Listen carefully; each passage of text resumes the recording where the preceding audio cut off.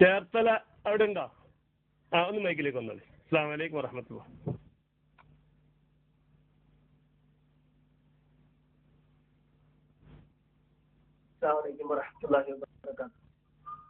മുജാഹിദുകളുടെ വാദം ജിന്നുകളോടുള്ള സഹായ തേട്ടം എല്ലാം തന്നെ ഷിർക്കും ഹറാമുമാണ്.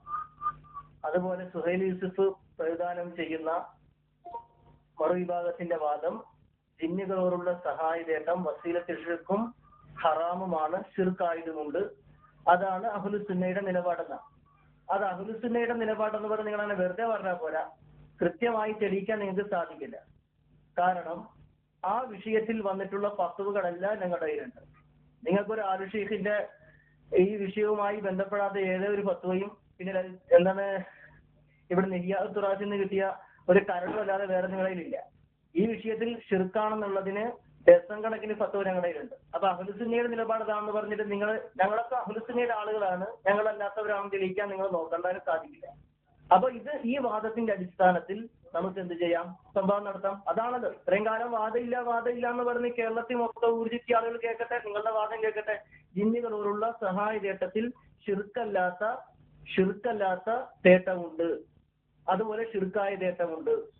ഷിർക്കല്ലാത്ത തേട്ടം, അസീലത്ത് ഷിർക്കും ഹറാവുമായ തേട്ടം, ഇതാണ് നിങ്ങൾക്കിടയിലുള്ള നമുക്കിടയിലുള്ള പ്രശ്നങ്ങൾ. അപ്പൊ ഇത് അഖീദയുടെ വിഷയം, മാതൃത്വപരമായ വിഷയമല്ല എന്ന് സുഹൈൽ യൂസഫിന്റെ സംസാരത്തിലൂടെ നിഷ്പക്ഷമതികളായ ആളുകൾക്ക് തിരിഞ്ഞു. അത് ഞങ്ങൾക്ക് കിട്ടിയ ഏറ്റവും വലിയ നേട്ടം. അപ്പൊ ഇനിയുള്ള സംവാദം നടക്കേണ്ടത് നേരത്തെ ഈ പറഞ്ഞ പോലെ തന്നെ മുജാഹിദുകളുടെ കേരള ജമീഅത്തുൽ ഉലമയുടെ വാദം അഥവാ അഹ്ലുസുന്ന വൽ ജമാഅത്തിന്റെ വാദം ജിന്നുകളോടുള്ള സഹായതേട്ടം ഷിർക്കാണ്, ഷിർക്കായതുകൊണ്ട് ഹറാമാണ്. നിങ്ങളുടെ വാദം ജിന്നുകളോടുള്ള സഹായതേട്ടത്തിൽ വസീലത്ത് ഷിർക്കും ഷിർക്കായതുകൊണ്ട് ഹറാമായ, ഷിർക്കായതുകൊണ്ടല്ല വസീല ഇല ഷിർക്കായതുകൊണ്ട് ഹറാമായ തേട്ടമാണ്, അതുപോലെ ഷിർക്കായതുകൊണ്ട് എന്ന വിദണ്ഡ വാദമാണ് നിങ്ങൾ ഉന്നയിച്ചത്. ഈ വാദത്തിൽ നമുക്ക് സംവാദം നടത്താം, വളരെ ക്ലിയർ ആണ്. പിന്നെ അഹ്ലുസുന്ന എന്ന് ആവർത്തിച്ച് പറയേണ്ട കാര്യമില്ല. അഹ്ലുസുന്നയെ സംബന്ധിച്ചിടത്തോളം നിങ്ങൾക്ക് പറയാൻ ഒരവകാശമില്ല. അഹ്ലുസുന്നയെ കുറിച്ച് പറയാൻ നിങ്ങൾക്ക് ഒരു അവകാശമില്ല. അവകാശം ഉണ്ടെങ്കിൽ നിങ്ങൾ എന്ത് ചെയ്യല, ഇത് പറയല. ഓക്കെ, ശരി. അസ്സലാമു അലൈക്കും. അത് ആവർത്തിക്കും, അത് പറയാൻ നിങ്ങൾക്കൊരു അവകാശമില്ല. ഇൻഷാ അല്ലാഹ് അത് തെളിവാണെങ്കിൽ ഇൻഷാ അല്ലാഹ് സംവാദത്തിൽ കഴിച്ചോളാം. ആ വാദത്തിൽ അത് എഴുതുക തന്നെ ചെയ്യും. ഇത് അഹ്ലുസുന്ന വൽ ജമാഅത്തിന്റെ വിശ്വാസമാണ്. സെൽഫി പണ്ഡിതന്മാർക്കിടയിൽ ഇത് അഭിപ്രായ വ്യത്യാസം ഇല്ല എന്നുള്ളത് ഞങ്ങളുടെ വാദത്തിൽ എഴുതുക തന്നെ ചെയ്യും. നിങ്ങൾക്ക് അതിനെ എഴുതാൻ ഞങ്ങൾ സമ്മതിക്കില്ല, അത് കുഴപ്പമില്ല.